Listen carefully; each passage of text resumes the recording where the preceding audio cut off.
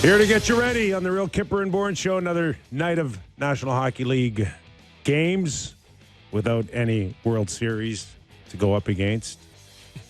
Till Friday night. Yeah. Nick Kypreos, Justin Bourne, Sammy McKee, Derek Brandeo, Jake the Snake Schultz, live on Sportsnet 360, Sportsnet 650 in Vancouver, 960 in Calgary, and streaming always on Sportsnet Plus.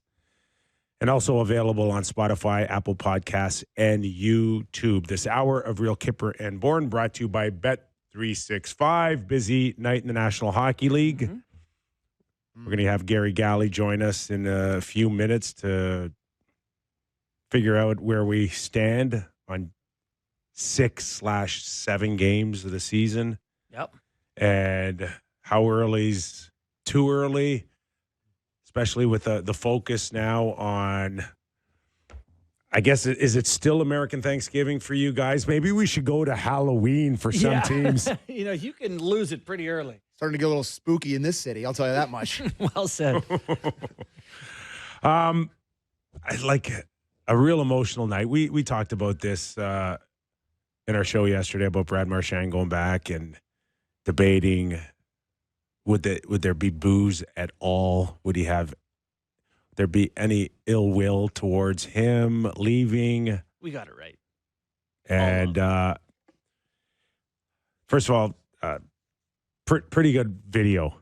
Yeah. Right? Pretty good video. Captured a lot of his great moments as a Boston Bruin. Mm-hmm. And, oh, man, did he just crumble in a puddle. That video showed me one of my favorite things about him. There are not many guys better at the toe drag ever. Getting to the net from the outside. His toe drag to backhand hand, like that play that he does is just one of the best. I love, too, that his first career goal is a shorthanded goal. Yep. Like, that embodies a lot of the way he plays, too. And, he plays with his heart on his sleeve, Kip, and I think it's fitting that he played with the tears in his eyes last night. It worked perfectly. Can you guys remember, just anecdotally, can you remember somebody reacting like that to a return video? No, that's the most I've ever seen a player. I mean, pull up anything emotional for Mark Messier, and you're going to see waterworks galore. For sure, but you think about that like after they've finished playing, where they come back and it's like the jersey retirement night, and that's when you really see it. Yeah. For a guy on the bench, waterworks. Like he was like, you look like Brad, though, he also has my eyebrows kind of where like he really can do the puppy dog. Like it's all very dramatic, It looked really like he was so sad. And listen, I could look at a ton of commercials and be like, I'm a commercial critique. Yeah. Okay. The one with Tim Hortons with him in it with the teddy bear. That's awesome. He's so good. That one gives I give thumbs up to that one because he crushed it. He did. He just crushed it because he is this guy that He can laugh at himself. could get away with, pulling something like that off. Yeah. Not many can. No. Do you guys, so you sent me the clip from TNT last night about him getting asked about regrets. We have the video. Like it's 2 minutes and 30. Is that too long? You guys want to play it? It's good. Play it. All right. Play it because Jake, I we have that, not. right? You want to play it for us? Yeah. I didn't listen to it. Let's rip it here. Let's rip it. I'm dying to ask you about if you have any regrets about the way the whole thing went down. And then part of me said, hey, just won a Stanley Cup with a new team. He's 37, got a 6-year contract. But I'll ask you anyway. Any regrets about the way everything went down leaving Boston? You're the first person to ask me that. Yeah. I think, which is kind of crazy.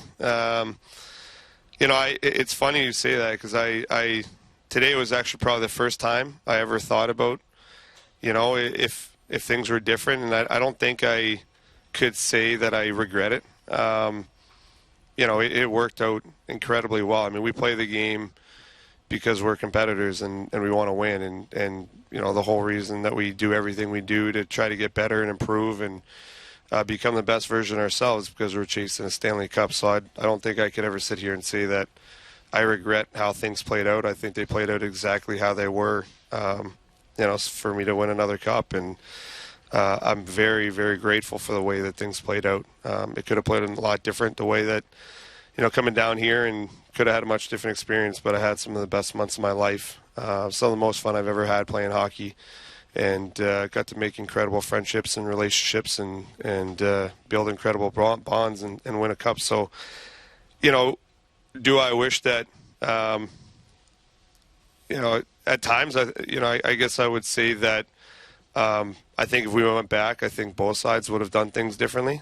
I think is how I would say. I think I let my emotions handle some aspects of the negotiations that maybe I would have done differently if I go back, but I wouldn't go back. I guess if I could put it that way, is I wouldn't do it differently if I could, because my family and I got to live some of the most incredible memories that we'll ever live through together. And one of the things I was thinking of going to the rink today was, the sacrifices that, like my kids have to deal with, and all of us that have kids and play the game realize what those are and the time that we're away. And I think them being there for the cup is what makes it worth it. And, the move and having to go through that to win a cup is worth it. So, if I was in the situation going through it, I would have handled it differently.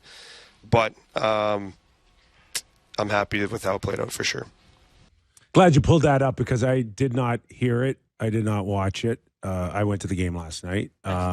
And yeah, just when you think you want to be mad at him or pissed off at him or hate him, he finds a way to come through. I really enjoyed listening to that out of him. Yeah, I thought it was interesting that he said that he let his emotions get the better of him during some of the negotiations. Yeah.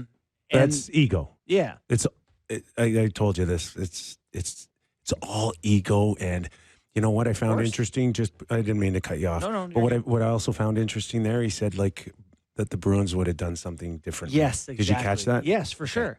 Go ahead. And so it does feel to me like it was fairly contentious, and that he was open to staying in Boston had they both been able to sort of manage their tempers or manage their egos, that he could still be a Bruin. It just happens far too often. Again, just watching him. By the way, if I'm a Bruins fan, I hate what I just heard, because I'm like, wait, we lost him because you guys couldn't manage Yes. Yeah, behind the scenes? You're 100% right. And I'll throw this at you, and I would have asked him this. Hopefully someone else still will. Okay. If the Boston Bruins offered the same contract as Florida did after you won the cup, would you have signed it? 6 years with an AAV of what, 5? I think was it just under 5 maybe? Here, I'll look it up.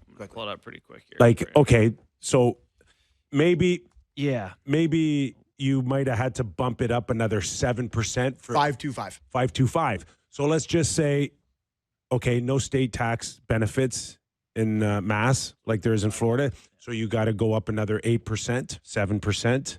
So now you're at 5.5, 5.6, 5.7. I think he signs a 6-year deal all day long in Boston.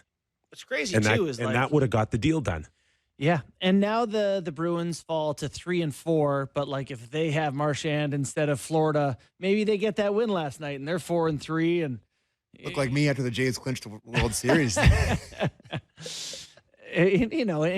the sauce pass he makes to Luosterainen for that goal, where it was unbelievable. He didn't want to leave, right? Yeah. That's the part that if there's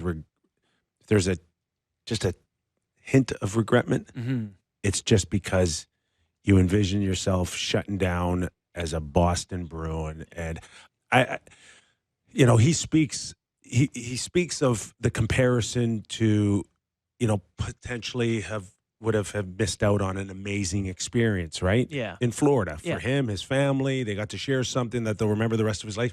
He had an all-time summer. It doesn't go that way for 98% of the guys. No, that correct. is such a rarity That's that you can leave an organization with that emotion, go somewhere else, and hit a home run right away. I don't even know how many comparisons we've had in 20, 25 years.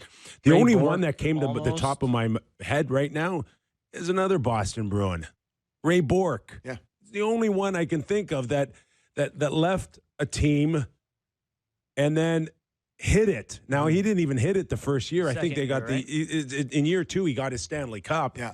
But anybody else that leaves. Yeah. And the hard part, Kip, is it's not like, we talk about Florida and this destination. Oh, he's in Miami, or whatever. He can be at the beach and the sun and all that. Brad's got a wife and kids, and they're in one of the best cities in the United States, in Boston, and they're in schools. Yeah, he's got a teenager, right? Yeah, it's really not the same as saying, oh, this 25-year-old Russian who just joined the league went to, of course they chose Florida. Well, yeah, of course. It's different when you're set up in a city with their family, let alone a city like Boston, which, in my opinion, is a wonderful spot. and being a living legend in that city where it's just like I saw him talking yesterday. He's like, I went to the same coffee shop every day, and they'd write something different on my coffee, and I just say routine and all that stuff that you have. You just that'd be hard. Anything short of winning the cup, you probably would still be like, ugh. And on top of that is he had spent weeks, if not a few months, listening, and maybe even on occasion our show, going, he can't play anymore, right? Didn't belong on Team Canada. It's too fast for him. Wasn't a huge contributor. Found a way to keep the guys going, whether they were showing clips of him in the dressing room or leading whatever. And he was hearing it. He's done.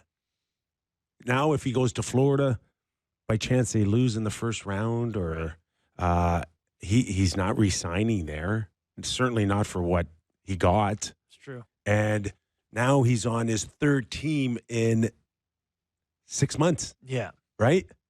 He's a Leaf. That's what he is. Oh my God. He's somebody else. I gotta tell you, after watching the Leafs last night, Made the right choice. Sure be nice to have him. or that aspect. Sure be nice to take an opponent's helmet and rip the straps off it or something. I'm also interested in the backhand sauce to open ice that the teammate skates into. And can I tell you, is that the weirdest goal we're going to see all year? How does that happen with 30 seconds left? The guys are the hash marks when it hits a skate off the post. As bad as it gets. So, and that, to me, if you're the Bruins, who's a team on the fringe trying to get it back, that's a killer. Yeah. Just a killer. Against a division opponent. That's a tough one. How are we doing on Galley? Gals. Working through some technical difficulties. I don't know if you want to save it for after then. No. Matthew Schaefer, New York Islanders last night. Oh, we were waiting 30 seconds for us. Do you want to save it for after? No, I mean, we'll talk about it more, and we're certainly going to get into it with Gary Galley, who spent his illustrious career as a defenseman and the challenges first breaking in the league, and why haven't we seen any hiccups out of this guy? All right, here he is. As I mentioned, former National Hockey Leaguer, close to 1,200 games in the National Hockey League, color analyst for Sportsnet, Hockey Night in Canada. Mr. Gary Galley, how are you, gals? I'm doing great, guys. All right, we got a ton to get into for sure, but let's pick it up where JB just left us off with this 18-year-old whiz kid who looks like he's been in the league for almost as many games as you were. You did it as a defenseman, breaking in. What are the challenges of an 18-year-old rookie now playing a position that is 10 times as hard to break into the league as me as a left winger? Yeah, I think definitely it's a tougher position. That's why you always hear people say it takes 4 or 5 years for a young defenseman to kind of get his feet stable in the National Hockey League, to learn the league, to learn the tendencies in the league, things like that. So I do agree to somewhat with that, but there are deviations of the norm in everything, and there's always going to be some young kid that comes along that just has his head on straight, is coachable. He's able to take information and adapt it into his game immediately. Those are the things you look for a defenseman along the lines of, Ekblad came in and did it, and Schaefer is doing it now. He has the ability to take the information and adapt it to his game and get it going quickly, and makes himself somebody that the coaches feel he is responsible and they're comfortable with, and they're giving him opportunity to jump in there and play these big minutes and take on these responsibilities that you would see with a veteran player. So you got to tip your hat to him. I look at Dahlin in Buffalo, I thought was a little bit slower out of the gate. I would look at Power a little bit slower out of the gate. This kid seems to be a step ahead of that. So it's impressive for sure. I mean, I was in college playing when this guy is stepping into the National Hockey League. It's like watching Trey Savage pitching for the Blue Jays. It kind of, I look over at my son beside me who's 25, and I said, this guy's younger than you. He's pitching in the World Series. It's pretty crazy. Yeah. I know. It does make you feel bad about where you're at in your own life sometimes. 18, was I literally in high school? Like, he just turned 18. It's crazy. So what is it that, a guy like him has? I guess I want to ask about his confidence. I don't know if you saw him on the mic after the game. They ask him about the Islanders fan. He takes the mic from the host and he's, like, love the Islanders fans, whatever. Like, he's got this sort of swagger. And I look at some of the best young players. They just have this confidence that, well, I've never had in my life, nor have I deserved to have it. But is that what it is that makes all the difference for a young guy? Well, I think you have to look at this. Yeah, this kid has been brought up the right way, and probably the village that surrounded him did a real magnificent job. And I think the things that he's been through has made him a stronger human being. And I think that he is comfortable in his own skin. And he looks at life differently than maybe a lot of young kids his age look at life. And I think he sees the bigger picture, and he's going to be himself and be the best version of himself. And he makes no apology for it. And I don't think he should have to. I think that's why I think everyone's kind of endeared themselves to him, and not just the Islanders for drafting him, but, he impressed Patrick Waugh. He's impressing guys who are playing against him. I think when you hear the comments of some of the guys that have played against him, they're saying, man, he's playing like he's been in the league for 10 years. And he just has this internal confidence that he makes his decisions and he lives with them. He's not second guessing himself. He's fully in control of what he's doing. And I think, the start that he's had is super impressive. And I'm really glad to see it because certainly all the interviews with the young man coming up to the draft and getting into the training camp for the Islanders, he said all the right things. And you wondered if he was going to be able to back it up. And he certainly has. And he's having a good time with it. He's enjoying life. And I think that's something that more players, young players, need to do is enjoy the moment that you're in because, you have to because you never know how long the career goes or what's going to happen. So enjoy every minute of it. And he seems to be doing that. You're watching Gary Galley, former National Hockey Leaguer, color analyst with Sportsnet and Hockey Night in Canada. Switching gears to the Ottawa Senators, no question, a loss of their captain and Brady Tkachuk can alter what that team will probably look like for the coming weeks. But last night, you think Connor McDavid would come in and there'd be a ton of energy around that. But what was described, I think, after the game was kind of no energy, right? No, like low energy. I think the head coach, Travis Green, described it as like kind of an uneventful game. I mean, how surprised were you to hear that? Yeah, it's like a malaise almost, right? That's sitting on your team. I got to tell you, I think everyone in Ottawa was pretty excited from what they saw from the Ottawa Senators last year. They made a significant step. Some of their young players got some playoff games under their belt, which are so important. You ask any young team that's stepping into the playoffs, those games are worth 25 games. I mean, those playoff games. So they certainly got to a point where I don't think they want to take any steps backwards. So along with that comes expectations. I don't think their training camp looked that great. I think the games they played in the preseason did not look all that great. I don't think they've looked like a team that is coming back and ready to take steps forward and get going. I think they're a team that's having trouble trying to find that emotion in their game that you need to have in order to play at this level. You have to have an emotion. You have to have that fear of losing that drives you to win. And it's just something that it looks like it's not there. I mean, sometimes what it looks like isn't what it is, but it's hard not to see that there's something missing here, that this team isn't hasn't been firing since the training camp. So it's not just going to pop in and go. I thought Ullmark stepped in last night and played really well in the third period and gave them an opportunity to win that hockey game. Even though they were down and they came back and got into that game, it looked like Edmonton was really flexing there, and Ullmark, was the kind of goalie he needed to be. Unfortunately, they end up losing it in overtime with the penalty and the wicked slapper there by Wallman. But it is frustrating for Travis Green. I think this is a coach that expected to see a team taking steps forward. Losing the captain is a big dent in the fender, no doubt about it. He's an emotional guy. He's the emotional leader of the team. Big physical guy that fills a lot of the criteria of what the game plan is for the Ottawa Senators, and they're not going to have him for the foreseeable future. So they've got to step up and start playing a better brand of hockey consistently, and I think emotion and energy is a big part of it, especially to start the season. Normally there's an energy and an excitement, but we've seen a number of coaches call out their teams earlier.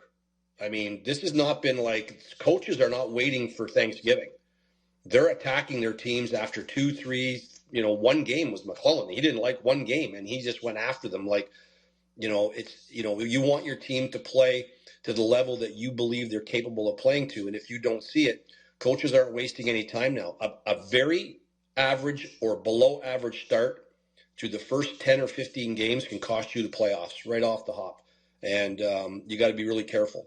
Guys, I just want to follow up quickly on Ullmark. And last year we saw a stretch, I don't know, just around Christmas where we were like, oh my God, he may be the best goalie in the world. That's how good he was in a window, in a stretch. And, last night you mentioned him given the chance to win, and that's what you probably would expect every night that he's in. But he's got a save percentage, I think, of .854 right now, and that's certainly, they're not going anywhere with if that stays anywhere around that. Training camp, you mentioned training camp, and he was the first guy to go in a few days after and declare that he's, I don't know, bad summer, bad start, just I'm the worst player, whatever, and I'm just, it's almost as if, man, did that just kind of set a tone, or, just what do you see out of Ullmark that he's got an .854 save percentage, which he should never have? Yeah, you hate to have your goalie be so honest with the media. I mean, we've seen it in Toronto. We've seen it in a few places. The honesty of the player, right? Yes. Like, I've been really crappy. I haven't played well. I should have this. I should have that. Like, and beating themselves up.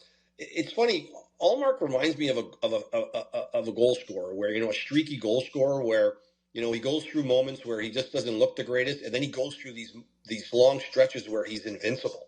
And he's like just the best goalie in the league. And then he'll have this little lull and he'll have, half dozen games where it doesn't look the sharpest. And then he'll turn it on for 15 games and look like you can't get a puck by him.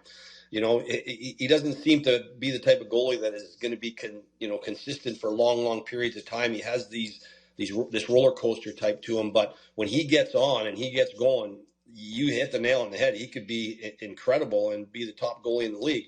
But they need a more consistent Ullmark. They need his numbers to get better. It has to start there. That has to be where it starts. I think defensively, they're trying to shore up defensively. I think they've got to be better defensively. This was a team that you'd think could score goals. They're going to be okay scoring goals. You didn't doubt that. And then you lose Tkachuk. Some guys have got off a little on the slow start. So it's time to get her going because, like I said, there are teams out there right now that are really in jeopardy of being out of a playoff spot in the next week or two if they don't get it turned around. Guys, it's funny. I was looking at the standings today. Oilers 3-3, Leafs 3-3, Dallas 3-3, Kings below 500, Tampa below 5. There are teams that are kind of scuffling out of the gates. Small samples and the whatnot. But how long can you say it's the start of the year for? How long can that go on for before it's like, we just might not be very good? Yeah, and injuries happen like Kopitar, and you look at some of the teams that have been dinged up a little bit. Sometimes they'll get out of the gate a bit slow if that is the case. You look at a New Jersey team that's healthy and running now, and they look really good, and Hughes looks like himself again. Like it's just really the energy and emotion of the team is what's so important. And I think some of these teams that we're talking about have been to the dance and been to this, in long runs in the playoffs and are experiencing that. And they're just not too concerned about a slow start. They know they're going to get it going. They feel that they have what they need to get it going. It's just a matter of time before it clicks into place. And that's all good and fine for those teams who have had, great seasons and great runs before. But when you look at the, Nashville Predators, and you look at the New Jersey Devils, who struggled a bit last year and had a ton of injuries. When you look at the Detroit Red Wings, when you look at the Buffalo Sabres, I'm sorry, there is no time for that. You need to kick into gear early, and you need to get going. For the Ottawa Senators, you made the playoffs last year. Okay, you got to get going now. Like, hello, you've got to get yourself in a spot where you're not scrambling to get in the playoffs at the end. But certainly the loss of Brady Tkachuk is a big loss. I think the shaky start for their goaltending. There's been a lot of things you could look at, but again, it's not like hit the panic button. But, you got to start to see things turning relatively soon here, because the start, as we know, is so important. Ask teams that have had rough starts, and it's hard to catch up.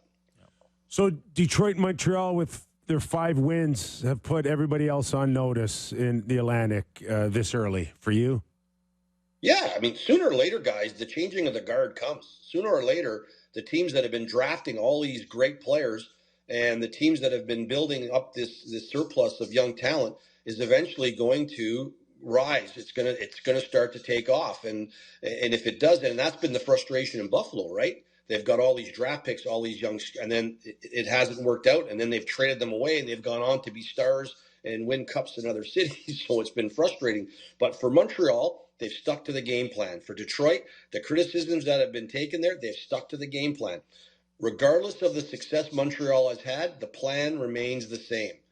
But Marty gets to push a little more. He gets to push some guys a little more that he knows a little bit better, and he understands a little bit better, and he knows what they're capable of a little bit more. So you're seeing that push from behind the bench, and he has the respect to do that. And I think McClellan in Detroit, he's challenged his team to say, every year you're saying the same things over and over. It's time. Enough is enough. It's time to step up and be counted for. And then they went on this incredible run. So sometimes it just takes someone to show you the trees that are in the forest, to understand it. And then you go, okay, like, this is on us. This is something we have to do. The coach can only take you so far, and the players have to implement the system. The culture has to be good. The game plan has to be good. Those are all things that have to be in place. And I think they are there. It's just a matter of them going out and executing it and getting it done. And it's nice to see it happening. And I'd like to see some of the teams in the divisions change and see some of these teams get up into the playoffs. I think it'd be exciting. Well, I'll name about a half dozen teams that are above 500 right now, and you let me know if any of these you think are the real deal. Anaheim, Philly, St. Louis, Seattle, Chicago, Utah, Pittsburgh. They're all above 500. Yeah, it's hard, isn't it? It's hard to buy in. And I get it, because and Pittsburgh's just a great story, because, everyone's been chatting about, is Sidney going to go? Does he want to get out of there? Does he want to win another cup? And all Sidney looks is happy. He steps into his Pittsburgh Penguin jersey. He steps onto the ice surface, and he looks happy, and he competes. And that's what he loves to do. He loves to win. And that's just something that leaks and spreads through that whole locker room and everything that goes on there. So it's really nice to see the start they've had and see Malkin playing like he's playing. And can that stay for the whole season? Well, we're going to find out. The new coach, I'm sure, is even though they love Sullivan, it's a breath of fresh air to get a new coach and listen to new things and a new game plan and just a different way of looking at things. So the other teams, you got to expect they're going to get better. They're going to have to get better. Now, when do you buy into it? Well, there you go. That's going to be the question. Like, I agree with you. When you're reading them out, I can tell you're not even confident reading them. Well, there's a couple that I'm sure are there now, and it's just tough to be like, Philly, Anaheim. Like, it is tough to get on board. Just yeah.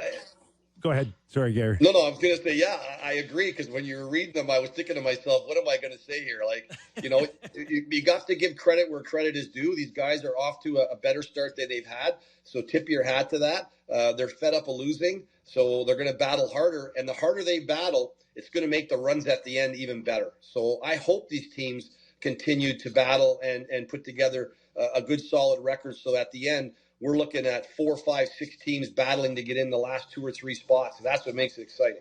One more for me, gals, and that's in the Western Conference. Let's talk about teams that we knew and expected to be top teams in the West.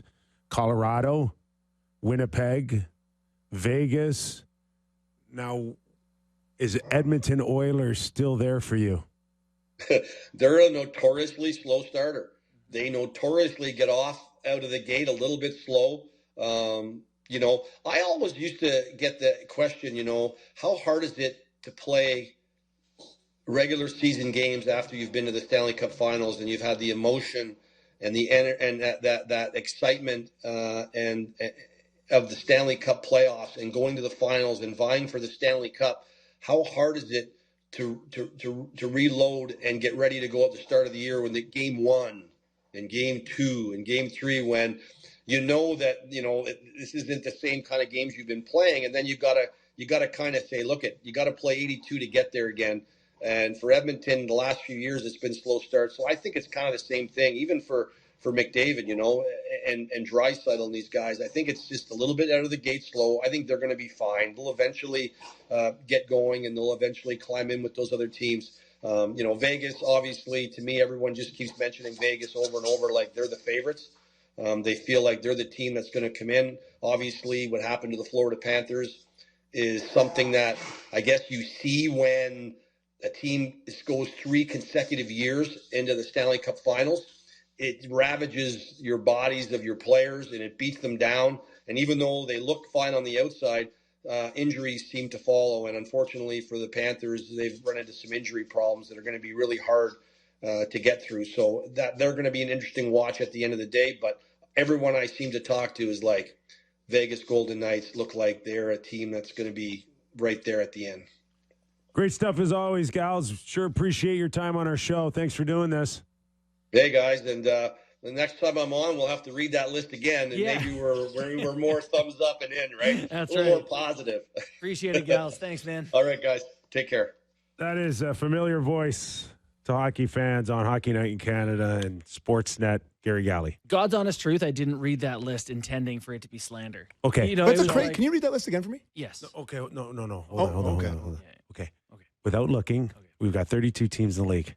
How many today are either one game over or one game under 500? What did you say without looking as I'm currently Well, looking? I'm not looking. Give me a number. Many. Oh, I'm going to say. thanks. Good answer. Can I say? Come here can I say, for all your can I hockey say? I told you there's 32 teams. Can I You say gotta give me a number. 21? 21.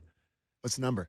Looks like I it's don't know. 16, No. 17, 18. I You're not far off. Oh, you don't know the number? 16? No, I don't know the number. Hell of a quiz there, Kip. From number 15 to 26. What's that, 11, 12? How many of the ones that you just mentioned? Well, yeah, all the ones I just mentioned, basically. So Utah's. Seattle is 3-2. Chicago's 3-2.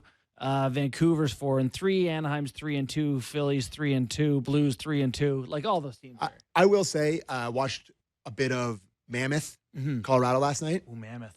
Like Mammoth. Mammoth 5-2. Like- Just beat I Colorado. had Mammoth making the playoffs. Love that Gunther.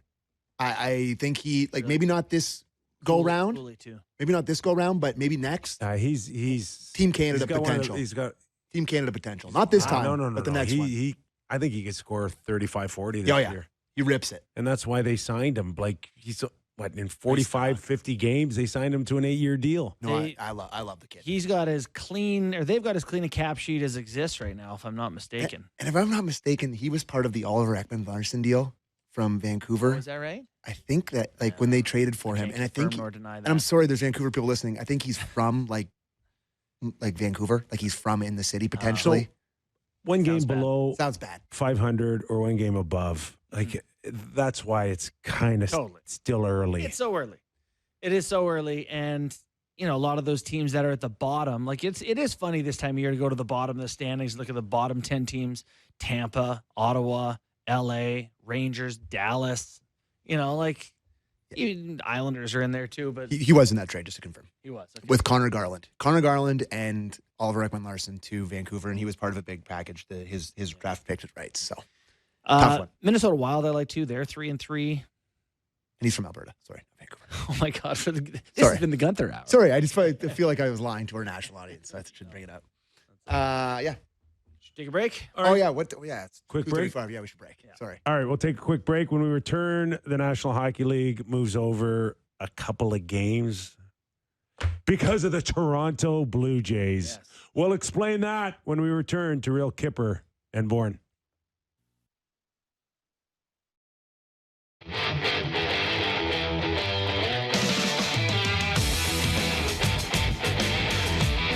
A reminder, this hour of Real Kyper and Bourne brought to you by Bet365. Nick Kypreos, Justin Bourne, Sammy McKee. So the NBA and the NHL getting the hell out of the way for the Toronto Blue Jays. It's like Good. It's like when someone's about to win the Masters, and they're closest to the hole, and they putt out to make room for the champion to have their putt out. It's almost like the Leafs should have got it. Remember that this past year, the Masters Sunday? Leafs were playing Carolina at 6:15 p.m. Oh yeah, it was And tough. remember you guys were on the, and it was like Rory in a playoff of the career Grand Slam. It's like, So- Kakanyemi gets it deep. Friday, you and I will be handling regional Leafs. Yeah, Toronto in Buffalo. come on, Carolyn folks, tune in. Cameron, Elliot Friedman, yours truly, and Justin Bourne. And they go from 7:30 to 7. They do. That's the best that they can do. 7 p.m. start. They were time. asked for 5. They said not a chance any earlier. But they got 5 the next day when they go from 7 to 5 on the Saturday. And that is because the Leafs have a ton to say. Friday night, it's on Buffalo. Yeah. It's the home team that really Oh, has the final also, say. you have to.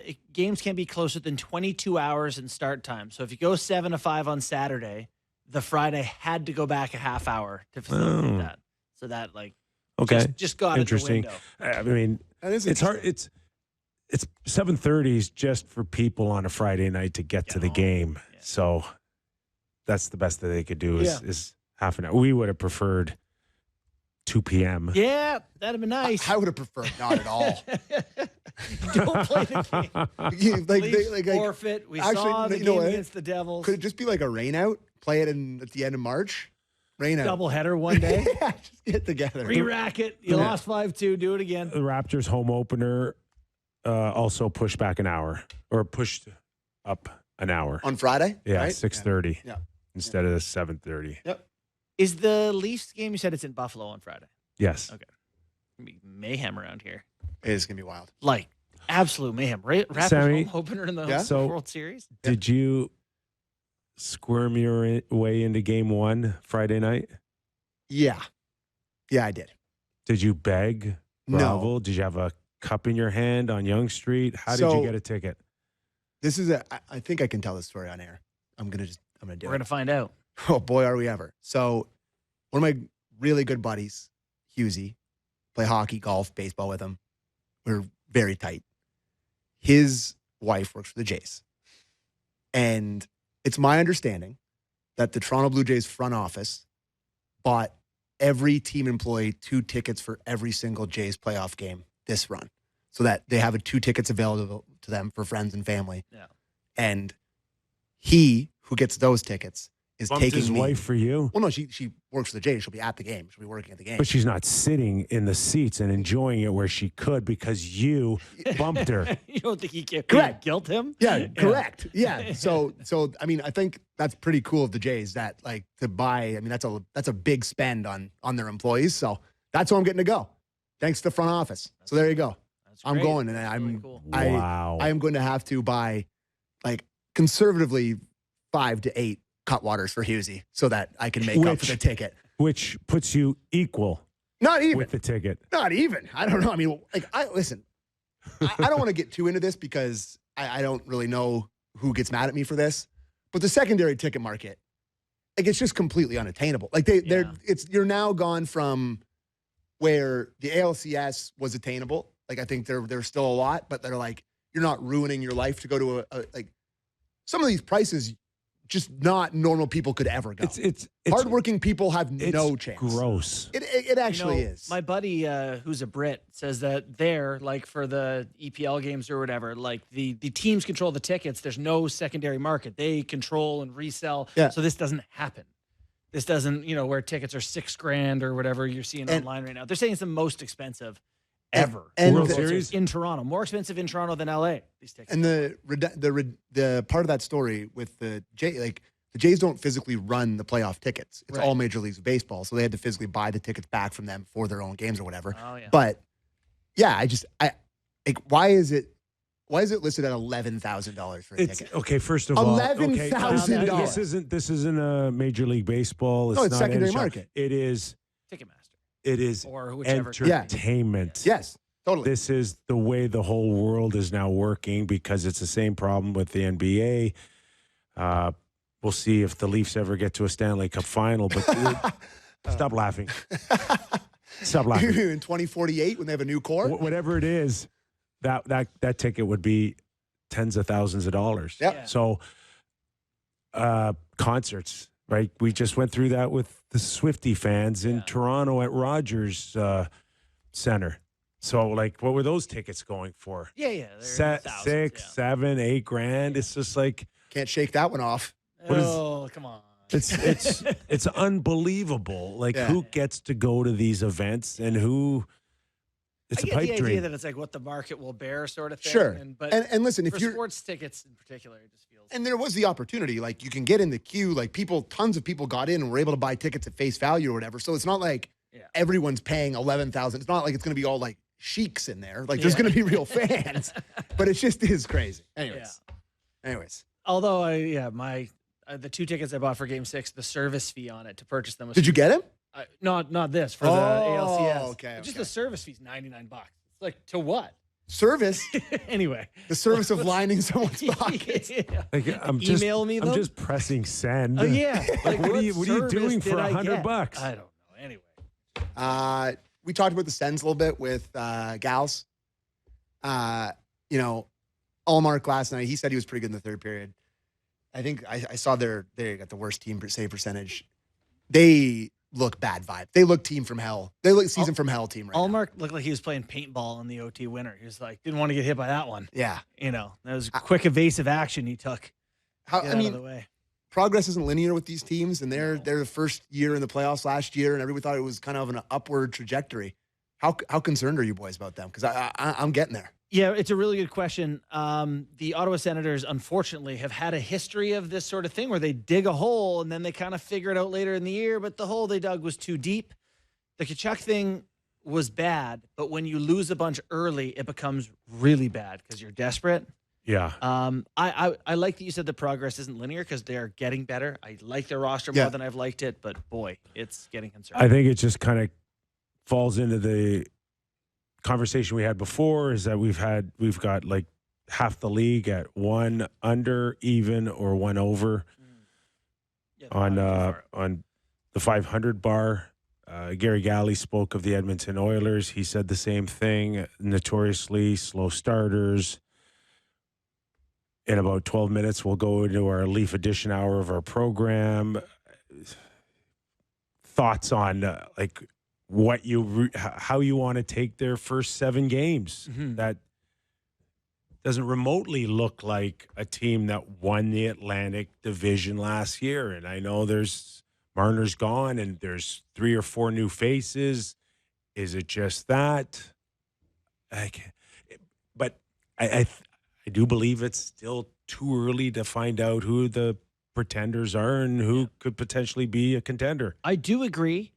And I've said this, I think, as recently as yesterday, that I like the whole goal differential thing. It kind of points us to who's been really stinky and who's just had some early bad luck. They lost an OT, whatever, like the Bruins goal at the end of the game last night. Oh, my God. 3 teams are in double digits plus and 3 teams are in double digits minus. The 3 teams in double digits plus, Colorado, Vegas, and Winnipeg. They're great. they're division winners, cup contenders. That's legitimate, right? Carolina's right behind them in one fewer game. The three teams at the very bottom are Calgary, San Jose, Ottawa. Ottawa's the only one where you're like, I don't think they fit, but it's not a good sign that all those other names check out. Yeah. And you're in that pocket. And like, there should a guy like Allmark who's making 8.5 should never visit an 850 3-save percentage from game 1 through game 82. Making too much money for that. It's just like it just can't happen. But I think the only two teams I'm like willing to say full out stink is Calgary for sure. Mm-hmm. Unfortunately for our Calgary listeners who are listening on 960, like they're not. I mean, hey, good year to stink. You got to get a better chance at McKenna. I had my first epiphany of like, boy, Gavin McKenna and Calgary, they get a new barn in 2027. Yeah, that helps. 27-28 is their fresh start. And, that's when they want to be good. But you're a fan, and you're in Game 7, and you're 1-6, and you're like, oh my god, you got to sell. You got to sell. I get it. I get the whole thing, and McKenna's out there, and wouldn't he look great in Calgary and build around it? We're watching Schaefer and New York Islanders, and the vibe's different. Like one guy can change a vibe. Yep. Oh my god. And Darsh, and these just feel positive all of a sudden. But that Matthew Darsh tomorrow, by the way. It doesn't make it easy to go, let's just tank and let's just mail it in. There's sponsors, there's season ticket holders. Totally. There's the development of your room within. Breeding breeds losers. Okay. I mean, losing breeds losing. I was going to say, yeah, we got it now. Losing breeds losers. Yeah. And you got to be so careful. Yeah. Even when you say it, you got to be really careful that you don't screw it up. The foremost leader of trying to lose will come back to bite you. You cannot just go, now we're going to win, and then figure it out. It's like, we gave away everyone who anyone wanted. And and you just know that there's people waiting, probably including me, to go up to the Pittsburgh Penguins and go, yeah, all right, don't stink. Finish in 9th place in the East and get your 12th overall pick. Mm-hmm. And where are you then? I mean, it's not great. You end up as the Minnesota Wild, who for 30 years have finished between 11th and 19th. That is the problem, is that management and ownership have to go there and go, okay, why do we want to be just bad enough to be still kind of respectable? So, think of the ways that teams have bottomed out and bounced back quickly. Islanders got lucky with the draft pick. Theirs is just raw luck, right? The Leafs did it with Matthews. They bottomed out dead last, made the playoffs the next year. They had another player, Mitch Marner, coming into the league at the same time, right? So they kind of added two really good players right away. Which Willie was right there. Like, they had all these draft picks kind of coming, these prospects coming. I look at the way St. Louis is trying to stay in the fight, the way Washington is trying to stay in the fight. I know. Like, they are finding ways to, without tearing it all down, hang around. I think Calgary is actively trying to do that right now, and it's just very hard to do. And they may have just missed on the bad side this year. And I think you give them a little bit more pause because they were supposed to be awful last year, and that team fought like hell and had the most points in the history of the league for a non-playoff team. Yeah, right? Like, was it 96-point season last year? They were not a similar, like, they had more talent last year, but they were a similar group to what they had this year, and it just started out badly. But Calgary still doesn't have that bona fide superstar. And that's why you need to suck out loud this year to have a chance at the best one in a while. Like, they should suck out loud. They should Morgan suck out loud. Frost it up, and you have to Coleman it up, and like, they just don't have that next. Kadri led them in next points one. last year with 67. And how old's Kadri? 35? Yeah. Getting up there. It's tough. Yeah. It's really tough. Boy, the Kadri Leafs rumors, everybody's just going to be throwing that out there all year again. That is going to be a daily That's a thing. For some Leafs fans, for sure. Yep. Would he solve any problems? Probably not. Solve a couple. Depends on how many problems we cover in the next hour. That's true. Oh. Is it? Yeah. We got some stuff to talk about. There's some holes in the boat, and All they're right. bailing. Our thanks to Gary Galley in our National Hour. Coming up next, our Leaf Hour edition, midweek mailbag. What does that mean, Sammy? Well, I put in some. I thought it was a good time to get a temperature check on the fan base. So hot. So we'll get some. We'll do our own stuff. We'll get some from the texts and tweets, and then we'll get through it. Plenty more still on the Real Kyper and Bourne show. Try to fix the Leafs in the next hour. Don't go away. Back after these words.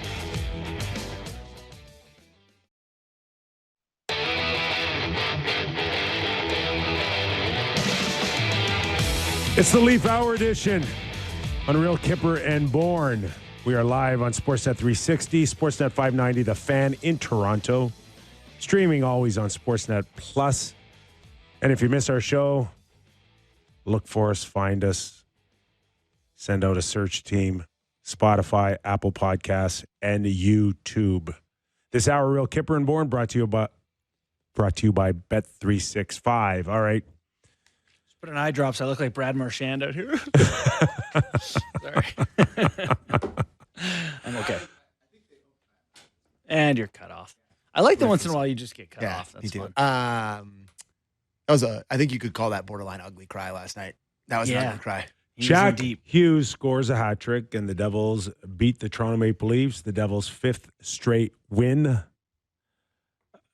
We did talk about yesterday in our Leaf Edition hour about the challenges of a game against a pretty darn good team, even though they missed the playoffs. Better team. You want to start there, just on what they were up against and how they fared in your eyes. You know, give the New Jersey Devils credit where it's due. Like, they weren't healthy very often last year. I remember a time where they had all of their D healthy, and they actually had a really nice run during last season.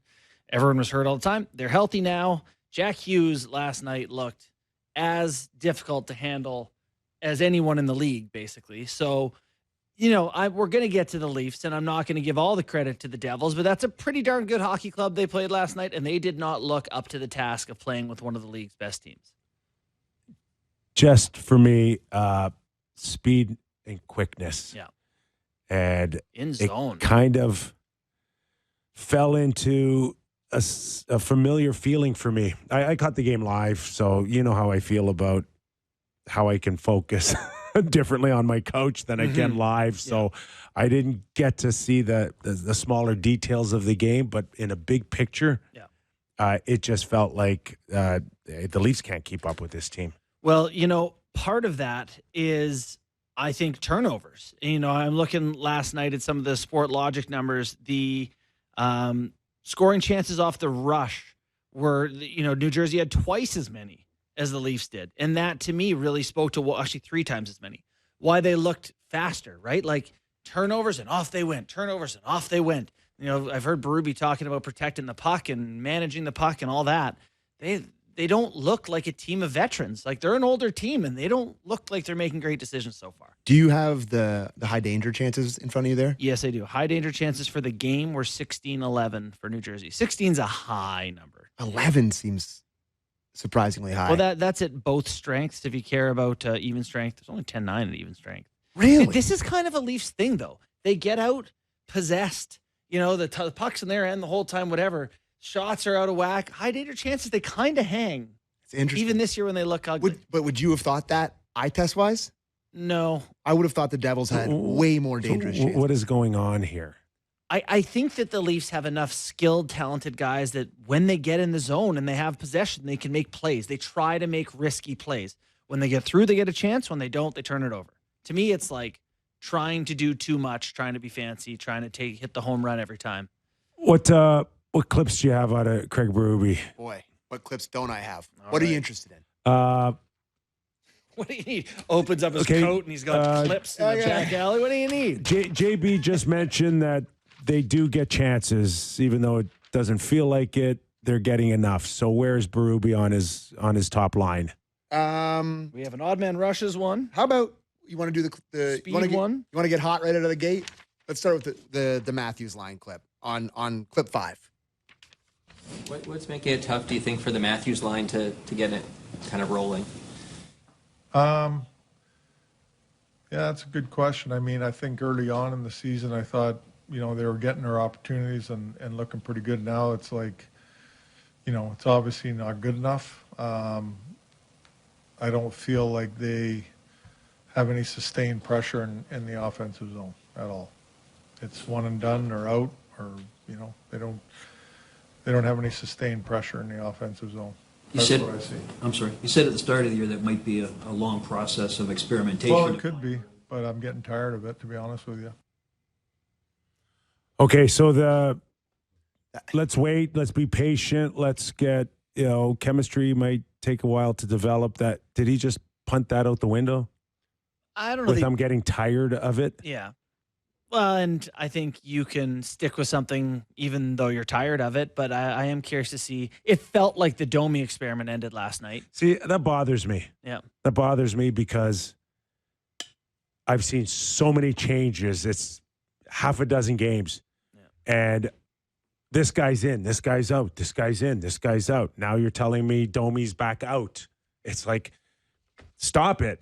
Enough. Mm-hmm. Just leave somebody there. Even though you didn't look very good, leave Max Domi there unless you're convinced you got another plan that will be a difference maker. But the revolving door's got to stop. Yeah. Austin must be incredibly frustrated every other game not knowing who's going to be on that side. Well, go ahead. Domi, I think, shot himself in the foot with that brutal turnover on the 3-on-2 where neither guy was the high guy and whatever. I think that hurts him in Berubie's eyes because he really likes taking care of the puck and all that kind of stuff. However, I was going to say, I don't think Austin gets to be mad. Yeah. He's got to have a decent hockey game, doesn't he, at some point? Yeah, that's another conversation. It is. Last night I was thinking to myself, all season long I've seen him skate in 1-on-2 on D or whatever. And the same thing he did when he was a rookie, that little pull and shoot, it's not going through. They know you're pulling it. It's hitting skates, hitting sticks. Develop. You know what I see? Plan B. I see him still wanting to do that. But what I'm really seeing is a guy that can't do it. Well, I think he can do it, Kip. I just don't. I think he's knows trying to doing. do it. He's too slow at it now. It's not quick enough for me. The quickness that fast twitch quickness that he had when he scored 60 goals, or even game one as an 18-year-old when he scored 4 goals against Ottawa way back then, he just moved quicker. Mm-hmm. And I see a slower version of that now. To me, it's like, that's fair. I see what you're seeing. But to me, it feels like a pitcher going through the order for the third time. It feels like they've seen him now. And if I'm a D-man, he's coming down on me. I know it's getting pulled 6 inches at minimum. And he's going to shoot it through me. He's not going around me. Can I stay with a baseball? He's lost his fastball. I think that's fair to say. If I'm a D, I'm sagging off him because he's not going to beat me wide. I'm not saying he can't find it again. Same here. He's young. He's at the peak of his physical career. You sure about that? Find your fastball. Yeah, I don't know. It is. So that's one of the concerns. I'm with you that it's not like he's not good or he's not going to whatever. It's just it's not been there. He hasn't had a game this year, really, where you're I think how I, viewing him and viewing the season, his start reflects the team's start, where it's inconsistent, where I have seen flashes over this season where he's looked dangerous. He's looked good. Game 2, he had 12 shot attempts and 9 shots. There's been 2 or 3 games where it's he's carrying the puck. He's getting shots on net. He looks great. He looks dangerous. He's however many goals he has. I mean, couple tap-ins to empty nets. He hasn't beat a goalie clean ripping one yet, but you've seen it. But the games that haven't been good have been deeply concerning. Yeah. It's not there at all. There's no juice. There's no oomph. It's hard to quantify what it is, but it is not there. What Jack Hughes had last night is not there. Or watching Nathan McKinnon go or whatever. He used to be able to get into the offensive zone, and he was never a guy to carry it. Mm-hmm. through the neutral zone like a Connor McDavid or a Hughes last night. But once he got into that zone and started with holding on to the puck, he almost had a Yager in his peak where it's like, you're not getting the puck off the 34. And still he's so strong, like in those puck battles at like getting pucks back. But I do think that, watching like LeBron, that giant of a man, get leaner as he gets older, he's not handling the puck. Like it's a bit of a grenade on his stick. Well, you think his wrist is bad? Is that? Oh my God, please don't go there. Well, listen, you keep saying he can't shoot and he can't handle the puck. Yeah. Are you just saying that it poof went away? I assume you're hinting something. I'm not hinting. I'm not going with injuries. I'm just saying it's no longer there right now, and he's got to get it back. Rookie of the year, break his arm. I'm just saying he's not handling the puck cleanly like he used to. Yeah, I think he looks tired. He just looks tired all the time. What, video games every night? What? Yeah, it's probably late night video games. That's probably what it is. I don't. If it's gonna look like this, and last night was my, because I've been trying to get rid of this team might actually suck demons. I've been kind of like pushing those guys back and trying not, because people, I don't think they're going to suck, by the way. Believe me, people in my DMs and mentions and everything like, this team stinks, this team's no good, blah, blah, blah. It happens. It's happening to me every single day. Every single person I talk to is telling me how bad the Leafs are. They're like, oh my God, the Jays, but the Leafs. No. Like it's every conversation I have. But like, I'm trying not to go there. It's creeping in. I know it's creeping in for people. I don't think this team is in big trouble. I wrote. Is it creeping in for you? I told you guys I was a little concerned before the season started. Okay. That they're bad. I don't think they're bad. I don't think they're bad. I don't want to go good, bad. I'm just saying that I saw challenges. Here's the thing, Kip.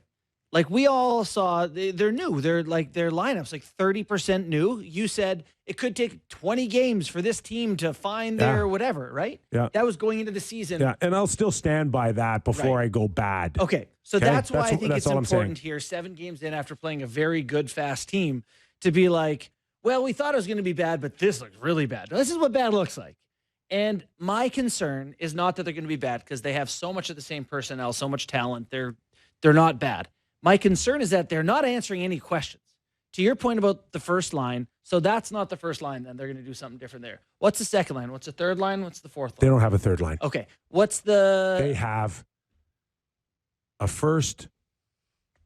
They don't have a first, Kip. Well, no, Matthews and Nyes is a first. Okay? Matthews and Nyes first. Tavares and Nylander second. And then they got a bunch of fourth liners. Okay, I'm sorry. Who looks like a third liner for you? Because I see Nick Waugh playing 10, 11 minutes and not really having a huge impact on games. That's the look of a fourth liner. I think he's been fine. I think Yarncrocs been good. I like McMahon so far. I think Robertson has not done anything to deserve to continue to be in the lineup here. They never had more depth. That's what we heard before. And I'm watching a fourth line last night centered by Lawrence. Mm-hmm. Okay. Tell me why. Is he a centerman? Does he look like a centerman to you? Lawrence is Did there. he look like a centerman for you last night? I mean, last night, Kip, nothing went good for anyone. I also don't think Austin Matthews is actually bad. But if we told you that would be a fourth line this season, no, of course not. Of course, I don't want that. Why are you scrambling right now to find a fourth line? Your point is that David Kampf should just be your fourth line center. Of course. Where is it? Is really strange. Where is picking Steve Lawrence as a fourth line centerman over Kampf? Like I said, one's a natural centerman, and the other one you got to pull off the wing. I think they just said you're not a part of this to Kampf anymore, and they just don't. Why though? That's a very good question. Why? I don't know. I don't know either. It seems some guys, when there's a new coach, get new opportunities, and some guys fall out of favor, and for whatever reason, Berube just does not like them. If Nick Waugh and Dakota were supposed to shore up the third line, it hasn't happened yet. It hasn't happened yet, but like this to me is like where we're at the epitome of like, can we let this breathe a sec? Okay. You know, like they have typically had bad Octobers even without this. Yeah, I'm okay with that. I'm You know. okay because like at the end of the day, you don't have much choice, and Yeah. these are your guys. You handpick them, and you don't bail on them in 7 games. Yeah. So I've seen that, heard that side of it from the more positively fans, if there are any left, about like they've had slow starts to Octobers. But have we said, like, I just have amnesia. I mean, I've done this so many times. Has it felt this bad? I just kind of feel like it probably has. Fair. Okay. I mean, they lost this year to the Devils and twice to Detroit. But I would say that last night is the first time they've played a quote-unquote really good hockey team. I know Detroit's had a good start, but I think the Devils' upside is higher than Detroit. No, if we had this, like, I really think the Devils are actually a good team. And they got run off the rink. Yeah. They're probably not in this upper echelon. Stolarz, They're not in the upper echelon. And Stolarz probably kept it from being 8-2. I was actually curious to see how you were going to handle that today because his save percentage last night was like an 890. Yeah. And he was excellent, I thought. Yeah. I mean, yeah, maybe you want the Jack Hughes clapper, but he can make big saves and all, but like all Merc, at least they're going to miss the playoffs if he's at 890. yeah, for sure. Right? And I think everyone accepts it that. doesn't. It's But not, ideally, you don't have guys coming down Broadway scraping the rafters on the way in for a harder shot competition. A lot of slapper. teams that miss the playoffs have done against them so far. Yes. So they're leaking oil in a lot of places Yeah. right now. But the one place we didn't think it would be collectively it was that blue line. That blue line was a very hard Veteran, blue proven. line to play against last year. And a reason why Stolarz' save percentage ended up being, what, 917? 26? 9, it was off the charts, Yeah. right? And that's gone right now. If I want to say that Austin Matthews' fastball's gone, that feeling of last year, that blue line is gone right now, and they need to get that back. Yeah. Tough to play against, heavy, blocking shots, not giving up quality chances. Well, how about like Is it going to get easier without Tanev? Are they going to get harder to play against without I'm Tanev? just happy to see just some change up, just something. Well, I change. mean, he got rocked and he's questionable for the weekend, and He's gone for 10 games or 10 days. for sure. Okay, that's a 10-dayer. Clear your head. It's an awkward one. This is one of the most important players. He's not playing this weekend. No. It'd be crazy for them to put him in this weekend. The thing that really stands out to me is just no F3, no defensive awareness from your forwards. I know Mitch was always good at that, but that's one player.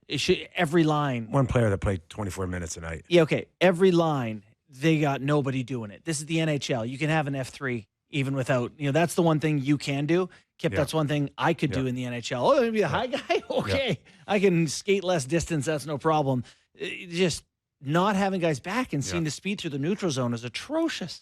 4-on-1. When's the last time you saw that?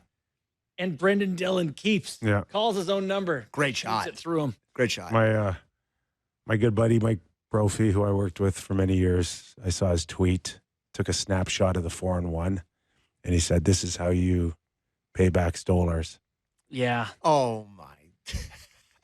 So Yarncrocs high, goes down, pinching D, clips another guy coming back. Yeah, that's bad luck. I mean, it's not great, but it's bad luck between the forward and the D. The pinch is bad. The other thing that kind of stood out to me was Stolarz post-game meet the media. Oh, we want to play it? Okay, I just play the Dubas clip where it goes, everything's great. I kind of felt bad for him. Okay, let's play the clip and really act on it. Okay. Derek, Stolarz clip, his overview. Yeah, I thought it was a really good effort by the boys tonight.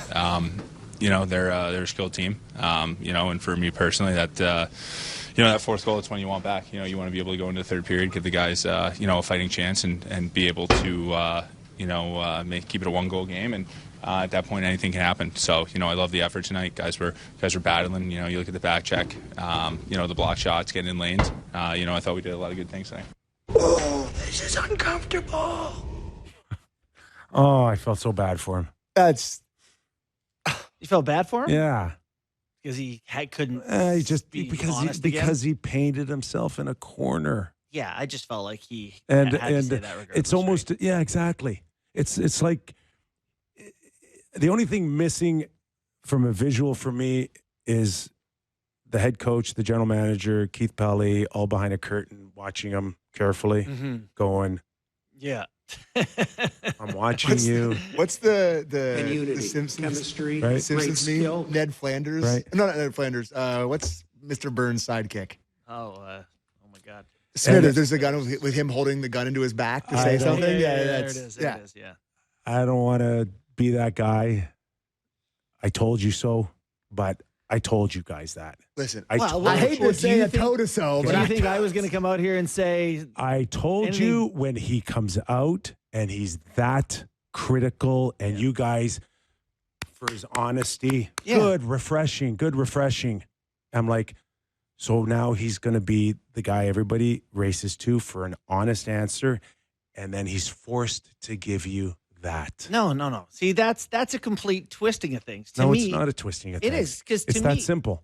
well, it's as simple as he can't pile on the guys every day. No one can. The coach knows they can't pile on the guys every day. That's just managing relationships. But he's never going to pile on them ever again like that. Ever. It's over. Okay?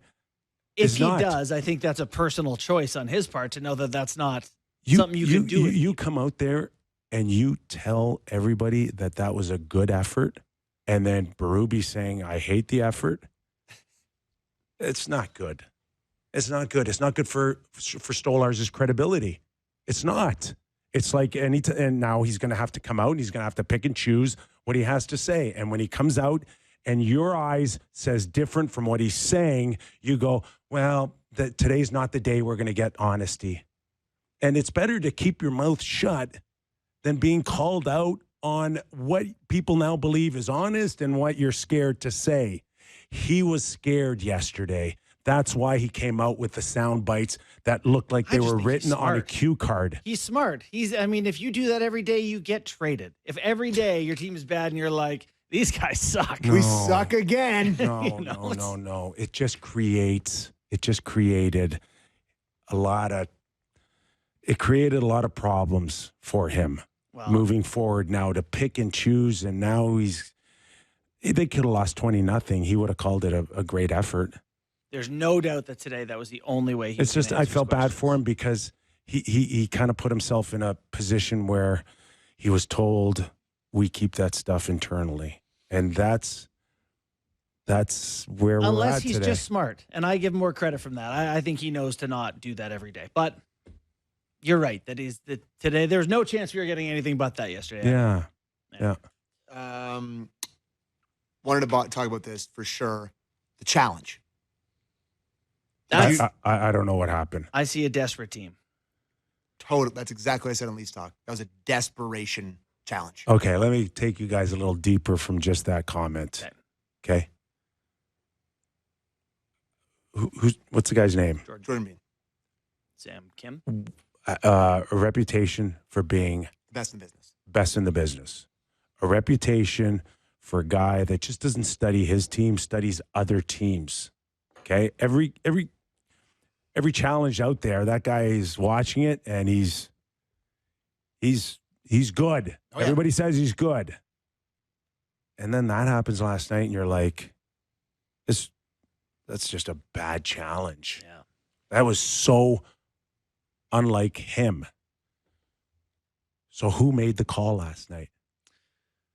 I imagine there's times where the information given to the coach isn't challenge or don't challenge. It's close. Here's what I see. He is in the crease, right? There's a guy in the crease. Did he contact it? Did you feel like he couldn't play his position? I'm guessing, and again, I'm totally speculating. He says he's definitely in the crease. He goes there on his own.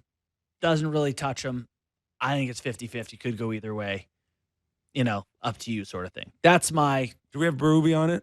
We have the clip. If you're watching here on Sportsnet or on YouTube, you can see the clip of them shooting. For the record, not 50-50. He just never touches them. And the TANF helps him in there.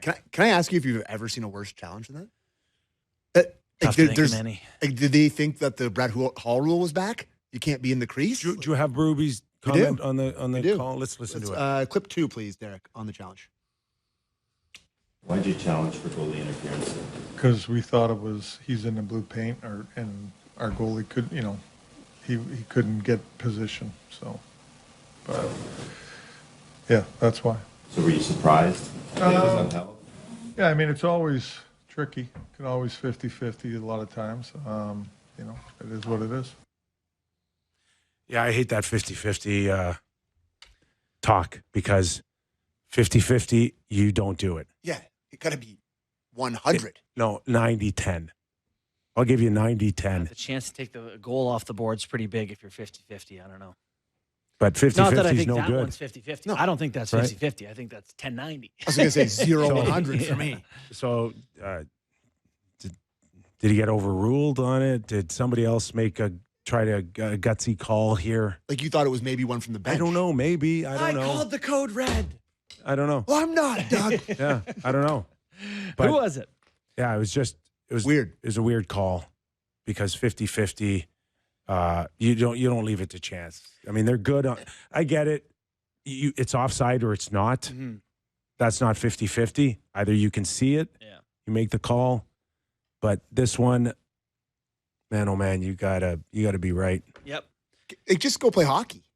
It's like you had a good first period. The only good period they played was the first period. You allow a goal. You're in the game. How many million hockey games are 1-1? It just felt like desperation, almost. Just like we can't afford to go down one. Weird. It was a little different. We do have him on. Is speed on the team an issue? Yes. I am curious about that because I do think that confidence and decision making and all that makes you look slower than you are, and they don't have those things. So I'm curious to hear what he has to say. Let's play that clip, please, Derek. The Devils were quicker. How concerned are you that speed might be an issue? I don't think speed's an issue on our team. I think, when we play the right way and we play direct, we look fast. But when we want to not play that way, we look slow. I think that's really what it boils down to. Yeah. Is there teams that have more speed in our team? Yeah, there is. But at the same time, that's why we talk about playing predictable and direct, so you can look fast. And right now, we're not consistently doing that enough. I mean, there's a lot of guys that played good hockey game tonight, I thought. They did a lot of good things. But we don't have enough of them. And if we don't have everybody going and on the same page and doing the right things, that's what we're going to look like tonight. Yeah, I agree with him that the fastest object on the ice is the puck, right? And they don't move the puck quickly. They don't. Can I ask you a question, both of you, about the, people saying they're not hitting enough and they're not getting in on the forecheck enough? Is that like a visual thing that they just can't get there quick enough? Because that's what it feels like to me. You got to put it in spots where you can get to it. So, totally. I don't know if you remember this one play, but Nyes had the puck on. He had Willie streaking up the far side of the ice, and he tried to kind of dump it in, kind of a hard rim around to Willie. It feels like they want to do what Berube wants them to do, which takes some of the plays out of the game. And I feel like that actually slows them down. I'd like to see them pass the puck a little bit. Guys under pressure just firing it out into the neutral zone rather than making little slip passes underneath. They give the puck back so often. I don't know. Are they going to buy into direct? Is Austin Matthews' captained team going to be a St. Louis Blues 2019? We get it behind the feet and we pound them. Is that ever going to happen? And if not, who's the Pounders again? Well, Nyes is big, Matthews is big. They could conceivably forecheck. Matthews is not a pounder. Okay, well, in his better seasons, he's got a lot of hits. Joshua, Lorenz, so far, Waugh, those guys all finished checks. There's no reason it just hasn't happened yet. No, it hasn't. And that's why I'm wondering if they're the guys like all these teams have these D-men that are so fast, picking the puck off the end boards and getting the puck out there. It just feels like they're not there in time to do it. It's funny because the amount of teams around the league that have that guy, the retrieval beast, is really high now. Like that Luke Hughes is unbelievable. Yeah. He's now flying around. Schaefer's doing it, and Hudson's doing it, and Quinn Hughes is doing it, and Cale Makar is doing it, and you go down the list. When at least get one of those. Steve Bouillam's going to do it for Minnesota, and Brock Faber does it. And boy, at least you're going back and rimming it off the boards. Off the glass and out, baby. Game time? Game time. It's game time presented by Bet365. Visit the app for latest odds and see why it's never ordinary at Bet365. It's 19 plus, Ontario only. Please play responsibly. It's game time. Yes, sir.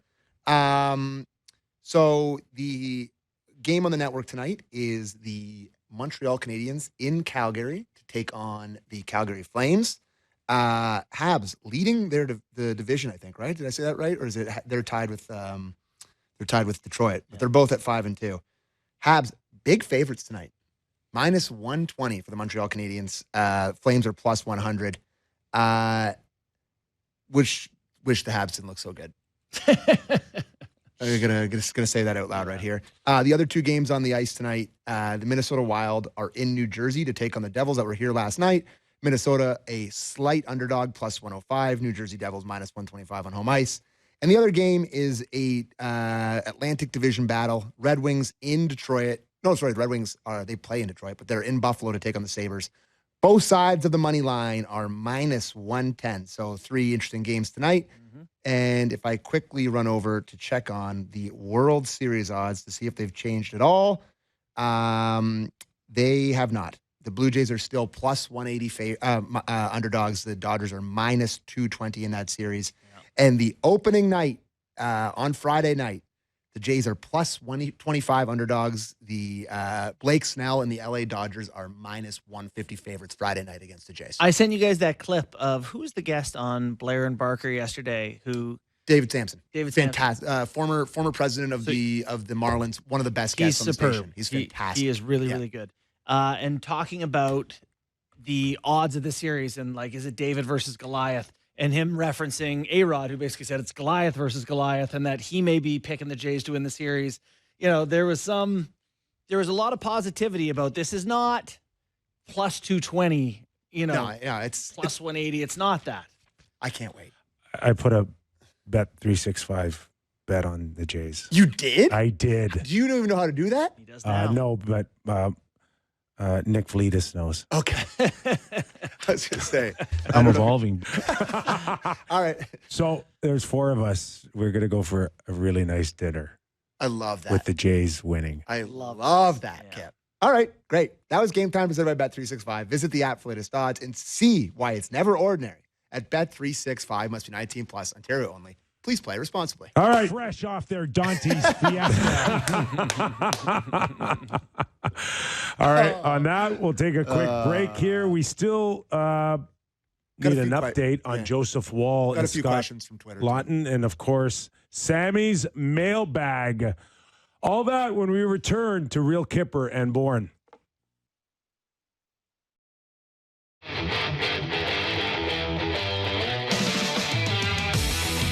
As a reminder, this hour of Real Kyper and Bourne brought to you by Bet365. Nick Kypreos, Justin Bourne, Sammy McKee. Did we get an update? Are people asking about Joseph Woll, Sammy? Yeah, we have a question from the media today, an exchange with Craig Berube. Where is it? Yeah, number 10, please, Derek. If we could play that once the music's done, perfect. Number 10 on Joe Woll. Where's Joe Woll at? It kind of feels like we might never see him again, the way it's kind of going. Yeah, I don't really have an update for you right now on Joel. I mean, he's doing fine. Like I said, when he's back, he's back. Is he skating? Is he on the ice? Wherever he is? When he's back, he's back. That's all I got. Do you communicate with him or you directly? Do I communicate with him? No, not right now. I don't.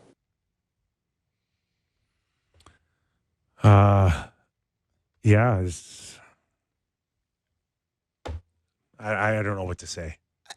I didn't like the question, to be honest with you. Will we ever see him again? I mean, a little obtuse, but there's probably a gentler way to get at that. But he probably handled it a little cooler than maybe I would have. You know, Ruby? Yeah. I mean, let's just worry about the immediate situation right now where he's not here, and I That's can't not for update today. it, but like, you know, to jump to will we ever see him ever again? That one probably would have set me off a little bit. Does feel like he's going to play for this team this year. It does. Does it? It does, yeah. I haven't gotten that indication. Yeah, I haven't got that either. Well, I can't imagine they would keep saying it's going to happen. Sure about Well, that? first of all, You sure about This is that? a drop now? Yes. the other update we had was from Brad Treliving a few weeks back. Yeah, he's doing well, but It seems positive. I don't That's know what I what the mean. exact phrase that he had, but it felt positive what he said. Burby just said he's doing well. but how does he know? He doesn't talk to him. Did he say fine or doing well? I don't know. He said he's doing fine. He's like, do you talk to him? He's like, no, I don't talk to him. I guess through Tree or whoever is communicating with him. Presumably someone is. We've been very good boys to not talk about this a ton. We have been very good. I just think I'll say the thing that most people are thinking is it doesn't feel like a family issue. No. Agree. Okay. I do. It doesn't feel like It feels like it doesn't a Woll feel issue. like anybody's issue other than maybe his own. Right. That's what you're getting at. I'm getting at that because if it was like someone in the family were sick or someone, I feel like they would give us more information. Yeah. Like he's Yeah. staying home to help because his great aunt isn't doing well. Or I think it would whatever. make Leaf fans feel better if he was skating, if he was Mm-hmm. in the gym, if he was trying to stay up. But Berube can't even answer that. I mean, it's October 22nd. Their season Like started. clearly, October he 7th. either There's is lots of time. skating somewhere and working out, or he's not. Like there's no right. It's Right. either one or the other. And Berube was not comfortable enough, or doesn't have the authority to report whether or not he's keeping up or not. I But think we it- are closing on a month. No, 2 months. Well, no, it'd be All a of- month since he's been gone. When did he leave? Was he at camp at all? I don't think. I think he No, was I- missed first day of camp, and it was like illness. Okay, Yeah, so that's so- September 17th, if I Okay. recall, was the first day of camp. So we Definitely are. was 1 month. We are 1 month now. And if he hasn't been skating for 1 month, that means he's going to. Today, we wouldn't see him till. November 21st. I don't know Yeah. if he showed up. Right? That's probably too long. 3 weeks. 2.5 weeks, Yeah. 2 weeks. Yeah. I don't know. Even get a couple of games with the Marlies in Mm-hmm. at this point. Yeah. Right? Oh yeah. That's like we're in some kind of Murky. murky. Hold on. Yep. Just on. Yeah, let her out. Oh, I just want to carry a bit of a conversation here because, again, I mean, if we're talking about the Leafs on issues, they've got issues. One of them now is, okay, how much of a workload can Stolarz take? Again, never been in a scenario where he's been a bona fide number one goaltender yet in his career. He's played 6 of 7. You got one of you're presuming you're playing one of the weaker teams in the National Hockey League on back-to-back nights. Let me throw this out there. Stolarz Friday night or Stolarz Saturday night? Yeah, I was thinking about that while you were chatting there, and I don't have a direct answer because what would be the point of going with Saturday? You'd basically be saying Easy answer. Home team. Home game. Good goalie. Road game. Bad goalie. Or backup goalie. yeah. To me, it's like you want to win on Friday night. You need to set the opportunity. That's the up to Babcock win right now. You too. can't. What's that? That's Babcock. Yeah. Always started his starter in the first half of the back-to-back. Never just get the 2 points You- before you worry about the next game. Cannot Started good tonight. You cannot make a decision without first thinking about if Stolarz and the team don't show up Friday night. I got to go back home. I got to play in front of my fans. Yeah. Now you're playing the loser's mindset. I'm just saying though, it's what coaches go through on making a decision. Do you want to go to Primo on a Saturday night when your team's really in desperate need of a win at home after coming off maybe a potential loss with Stolarz Friday night? Like, I don't know the answer. I'm not saying I know the answer. I'm just saying you have to play these scenarios. I think so. They play Tuesday, Wednesday next week back to back. So, is he going to get 2 of those 4 games? Is that kind of the way you would look at it? And so I think you do some planning based on that. You're going to probably have him Tuesday versus the Flames. I don't know. I think you just play him. Play him if he's healthy, if he feels good. Play him, try to get your 2 points and go from there. The other thing I wanted to ask you about, and this is maybe nothing, maybe something. They canceled practice today and made it an optional skate. It's something. Yeah? Okay. Thank God I'm not alone on this. What's going on? Sometimes when me and you, we don't agree on perception. Yeah. But I think we're on the same page on perception here. Like bad look. Terrible look. Bad look. So just update everybody. I don't know if it's clear. Today, they canceled a mandatory practice and made it optional. Right. They had a full team practice planned, made it optional. And Yes. then the only guys who went out were like, Myers and Sammy Blaze and a couple other guys. I'm with you that if your teams had the look that they have, and at times it's been lethargic, why are you resting that? And you have tomorrow as well. They're practicing tomorrow fall, he said. They had a clip about this. So they were going to have tomorrow off? Okay, let's have it then. Clip 8. Why was today an optional skate? Perfect. Thanks, Sam. Well, we got back-to-back games coming up. It'd be an early game Saturday here. So I just felt we'd get more out of meeting and talking with guys and team meeting, and guys can do what they feel is needed to do today. And there's guys banged up. We have to keep off the ice anyhow, so it wouldn't have been a full practice anyhow. So we'll get a full skate in tomorrow, and then we got back-to-back games. In light of that adversity, sorry, you can cut it off there. Now, I did tweet about this, and I said it's possible there's guys banged up and they wouldn't have all their personnel. It's possible they did hour video and wanted to take it easy on the guys mentally, not too much information. But I still think there's so much work to be done. You've played 6 of 7 games so far at home against not exactly the league's elite. Yeah. I think it'd be a really good time to go through a few things on the rink. Get a couple pucks out there. Yeah. Listen. Just loosen up a bit after the night before. I don't want to hear banged up after 6 games. I don't want to hear it. I'm okay in March. Totally. 6 games in, 7 games in, we're banged up. And you haven't played 7 games where you've been doing a lot of banging. They've been in Toronto for 2 months too, Kip. They haven't traveled. So, yeah, I don't like the perception of it. Yeah.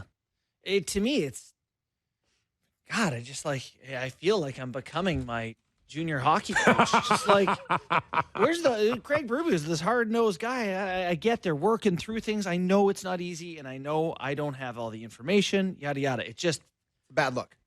God, get out there. So I had 70 questions today. 88 replies to my tweet. Oh, my good gravy. Oh, no. See, I wouldn't look at one of them. I'd be like overwhelmed and like, shut this thing off. I did. I muted immediately. I always mute it, and then I go back to it after. This is interesting. A lot of the tone of this, but this one hit me like a cold splash of water, and it's one that got a lot of likes from people on the actual reply. Curtis M said, "Is this team closer to contending or a rebuild?" Question mark. I mean, they're in this game 7 of the second round last year. I feel like they're not too far off. How many pieces away can you be? Yeah. I just think he's too early to ask that question. And if someone gave you an answer, they're taking an educated guess at best. And I'm not willing to go there just yet. I cannot believe, just minus Mitch Marner, that they went from Atlantic Division champions over 82 games to, they're going to have to blow it up. And it's not saying that they won't have to blow it up, maybe even sooner than later. It's just not the conversation to have right now. Yeah. I mean, not a whole lot of teams. We just would be guessing at best still for me. Wait. And I've been around this game a long time. And for me to say, they're going to have to blow it up is just... To blow it up, all you'd have to do is get rid of Matthews, Nyes, Tavares, Nylander, Nick Waugh, Bobby McMahon, Joshua, Morgan Riley, Jake McCabe, Chris Tanev. Like, you have players here. A lot of players. Good players. So, no, they're not near the other end. Are we this is from This Team is Haunted, okay, on X. Yeah, that's fine. At Leafs part-time. Are we overreacting a little bit? I feel like they got off to a similar start last year with the style of hockey Berube likes to play, and one guy on the line doesn't do their job, then it's a bit off and it looks ugly. I may just be a Dumbo fan riding the high of the Blue Jays. Yeah, I'll be completely honest. Kip and I chatted before the show, and both of us were like, it's too early to jump on this team. Like, it is too early. Like, yes, we said some things in this hour that are critical, and I think they're critical themselves right now, too, justifiably so. But no, I'm not ready to panic here. So, yeah. Yeah, it's never as bad as you think it is, and it's never as good as you think it is. So somewhere they're in this middle that we probably need another dozen games to really. I want to see them against better teams today, not teams that are on the cusp of being better, non-playoff teams that are on the cusp. I just want to see. I need more sample sizes. I've got a text for you guys. There's 32 teams in the league. Right now, the Leafs are the blank best team in the league. I think they're the 11th best team in the league, maybe the 12th. That's where I have them. That's their. Yeah. Just today on what we've seen. What you think they actually are? Oh, okay. I got them. I got them 14, 15. What do you think, Sam? I'm trying not to be. I'm not trying to panic, but I think like between 14 and 11. Yeah. Like I don't. I mean, I've watched other good. There's a lot of teams that look good. Like, have you guys watched the Colorado Avalanche? Yeah, I have. Have you guys watched Vegas? Yeah. They're playing a different sport. Yeah, I know. Like you're right. It's not. You're 100% right. Colorado, Vegas, Winnipeg, New Jersey, Carolina. Are the New New only Jersey ones that I have in off. their own tier. They skated them off the rink last night. Yes, they did. It wasn't. Yeah. It looked like two different products. I think just playing faster and just being more, just being a little. They had a strut last year. Like, how many times did we come on this show and go, this feels different this year? Somebody said, another tweet, Roy said, Jack Hughes with the greater sign, Austin Matthews, Mike Rupp voice. Because Mike Rupp said that Jack Hughes is better than Austin Matthews in the summer, and he got taken to town for it. And last night, Rupp? You know Mike Rupp, Who says he likes the Leafs better today? Yeah. That same Mike Rupp? How does that make any sense? He said they did like their top whatever many players, and I think they had Matthews at 15, and Hughes was ahead of him, and he got beaten up pretty good for it. I mean, I certainly wouldn't take Hughes ahead of him. However, there is. Last night I know we had a lengthy conversation on Austin Matthews. If you haven't heard it, go download us anywhere on Spotify or Apple, and you'll hear it. But yeah, Austin needs to gain that back of being a top player. It's gone. A lot of polls last year on top 50 players in the league. We did one on Sportsnet.ca as well. You can find it was an automatic. Matthews and McDavid, 1-2, where Sammy once declared Austin better than McDavid. Listen, people make grave mistakes all the time. But it's not a mistake. It was at the time. Seattle's manager went to Bizarro fairly. instead of Munoz. That's a way worse mistake. It was a conversation that people were having. It doesn't matter whether you like apple pie or cherry pie; they're both amazing pies. But you picked. I mean, apple is way better. Cherry pie, blueberry maybe. I mean, I'm a pecan. It was a semi-legitimate conversation. Well, I mean, he won the Hart Trophy. So of course it is. Somebody said in our Leafs Talk chat last night, where is the undeniable guy? Well, when he had 69 goals, he also finished top 5 in Selke vote. He was undeniable. He's got to get that magic back. You know what story I'd love to hear? I would love to hear this Austin Matthews story where it's like this guy has recommitted himself to nutrition and fitness, and he is in great shape, and he's a hockey nerd, and he's watching video. I would love to hear those stories. just to feel good that his process is good, because right now the results aren't. A lot of fans asking for some Sammy Blaburn in my mentions today, Are they? too, when I sent the mailbag. Yeah, so that's the energy they need. Let the fire blaze. That's where we're at. All right. I know Lawton's back. People are like, "We're Lawton's he almost had back." no It's like, goals last year. oh my God. You know what? They miss him. They Oh, do yeah. miss him They do badly. miss him. They need Badly. any I NHLers. like him a lot more after watching the first After 7 games. Not having I him. love that player. I love the guy. Bring me Scott Lawton. All right. Thanks for watching. Thanks for listening. If you get a chance, give us a rating and review. We'd love to hear from you, and a thumbs up on YouTube.